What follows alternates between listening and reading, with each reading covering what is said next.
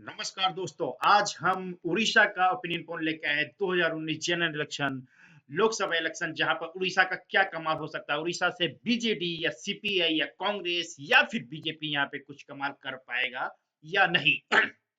साथ में बात करेंगे यहाँ के एक पर्यवेक्षक की, जहां पर रणनीति कैसे तैयार होती है, बीजेपी जनता दल किस तरह से यहाँ पे इतने सालों से स्ट्रांग बना हुआ है। तो ओवरऑल यदि बात करते हैं तो 2019 के लिए उड़ीसा एक अच्छा मायना है, जहां से यदि फुल मेजोरिटी किसी एक पार्टी को आती है तो अच्छा बात है। यदि थर्ड फ्रंट जिसमें मायावती, ममता बनर्जी, अखिलेश यादव या फिर कुछ और क्षेत्रीय दल का दबदबा होता है तो उसमें बीजू जनता बीजेडी का बहुत बड़ा ये हाथ हो सकता है उस सरकार बनाने में। तो चलिए स्टार्ट करते हैं 2019 जनरल इलेक्शन, जहां पर उड़ीसा का ओपिनियन पोल क्या कह रहा है, ओवरऑल यहाँ पे क्या पृष्ठभूमि बन रहा है और कितना मजबूत हो रहा है।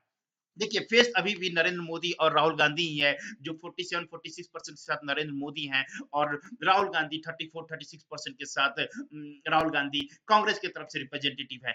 पर थर्ड फ्रंट का जो तैयारी हो रहा है उसमें ममता बनर्जी भी 10-11% ओवरऑल आगे बढ़ गई हैं। उसके बाद मायावती 3-4% है। बीजू जनता दल जिसको आप बोल रहे हैं, जिसमें नवीन पटनायक का भी स्कोप बनता है, लेकिन वो डिनाई कर देते हैं हर बार। तो ओवरऑल देखा जाए तो 2019 का जनरल इलेक्शन वो त्रिकोणीय बनते हुए नजर हमें अब तक तो आ रहा है। तो ये ओवरऑल एक फंडामेंटल मैंने देने की कोशिश की। जैसे अभी थोड़ी देर पहले बताया कि नरेंद्र मोदी को 46, राहुल गांधी को 34, ममता बनर्जी को 3, प्रियंका गांधी को भी 2% पसंद कर रहे हैं, और बीजू पटना सॉरी माफ कीजिएगा, नवीन पटनायक को, और साथ में ममता बनर्जी को, मायावती को, इन लोगों को भी यदि थर्ड फ्रंट बनता है तो इनके लिए भी स्कोप रेडी होते हुए नजर आ रहा है 2019 जनरल इलेक्शन का।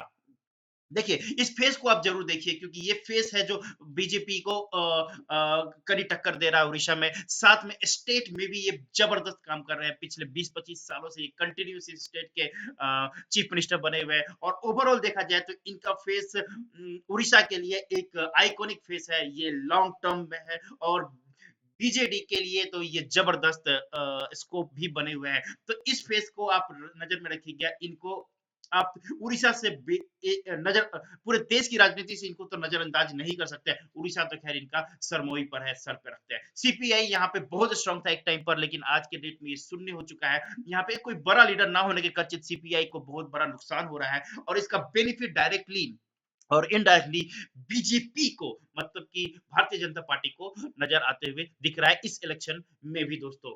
चलिए अब आगे बढ़ते हैं और बात करते हैं यहाँ पे दो जो ऐसी पार्टी, जो क्षेत्रीय पार्टी को हटा दिया जाए तो कांग्रेस और बीजेपी यहाँ पे सबसे ऊपर है। यदि क्षेत्रीय पार्टी है तो सिर्फ पटनायक साहब की पार्टी है, उसके आगे ये दोनों यहाँ पे फीका पड़ जाता है। कभी भी यहाँ पे कांग्रेस और बीजेपी स्ट्रॉन्ग नजर नहीं आई है। हाँ, ये आप कह सकते हैं बीजेपी के साथ हमेशा पटनायक साहब का एक कॉम्बिनेशन बना है, वो डायरेक्टली और इनडायरेक्टली बीजेपी को सपोर्ट करते हैं। देखते हैं इस बार क्या कॉम्बिनेशन बनता है।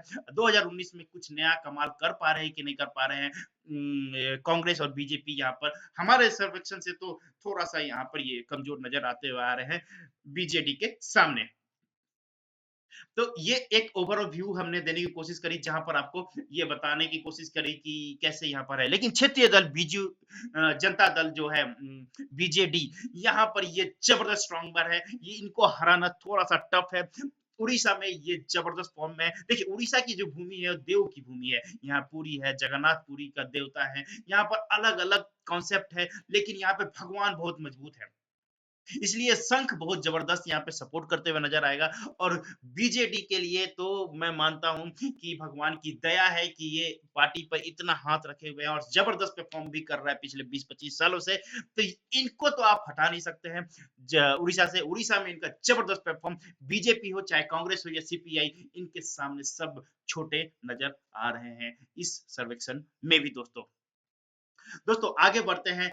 जब जब आपको मैं बता दूं, जब मोदी लहर था उस वक्त भी ये यहाँ से सीटें सबसे ज्यादा और सबसे जबरदस्त आए थे बीजेटी के लिए। तो अब तो खैर उस तरह का लहर भी नहीं है मोदी का, तो अब तो खैर नवीन पटनायक ऐसे भी स्ट्रांग है। चलिए दो ओवरऑल बात कर लेते हैं। तो 543 सीटों है लोकसभा में, 543, 272 किसी को भी सीट आ जाता है तो समझ लीजिए कि मेजोरिटी उसकी डेफिनेटली पक्की है, सरकार बनाना उसका पक्का है।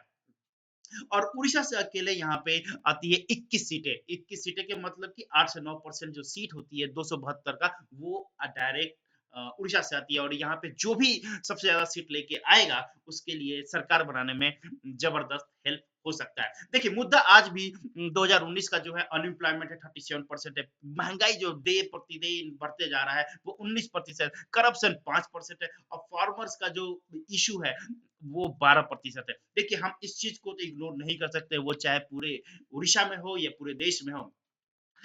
जो नौकरी नहीं है लोगों के पास, काम करने के लिए कुछ उपाय नहीं है, वो 37% है। तो ये इनडायरेक्टली डायरेक्टली मोदी सरकार पे इफेक्ट पड़ेगा। और जो सरकार, क्योंकि ये क्षेत्रीय दल का ये विधानसभा नहीं है, ये लोकसभा है। तो लोकसभा तो लोग ओवरऑल पूरे कैलकुलेशन पॉइंट से लेके सेंटर पे कौन बैठेगा उसके हिसाब से देते हैं। तो इसका नुकसान बीजेपी को जरूर होने वाला है।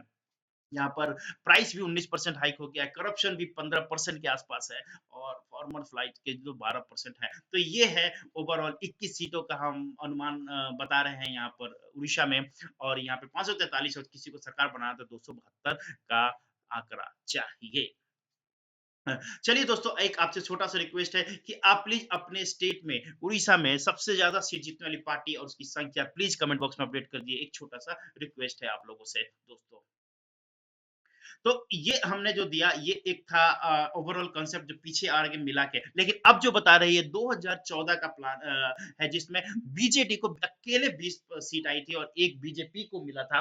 तो देख लीजिए यहाँ पे किस तरह से सुपरा साफ हुआ था, जब मोदी लहर भी था तब पर भी बीजेपी एक ही सीट जीत के आई थी। तो बीजेडी है जहां पर 20 की 20 21 से 20 सीट जीत के आई थी 21 में से, और बीजेपी सिर्फ एक ही सीट जीत के आई थी। तो ये 2019 का 2014 का परिणाम था दोस्तों। पॉज करके प्लीज आप ये कमेंट बॉक्स में जरूर अपडेट कीजिए कि सबसे सबसे ज्यादा सीट जीतने वाली पार्टी का नाम और उसकी संख्या प्लीज आप कमेंट बॉक्स में जरूर अपडेट कर दीजिए दोस्तों। एक छोटा सा रिक्वेस्ट है दोस्तों। चलिए आगे बढ़ते हैं और आप बताते हैं जो फाइनल आपको रिक्वायरमेंट की जरूरत थी। यहाँ पर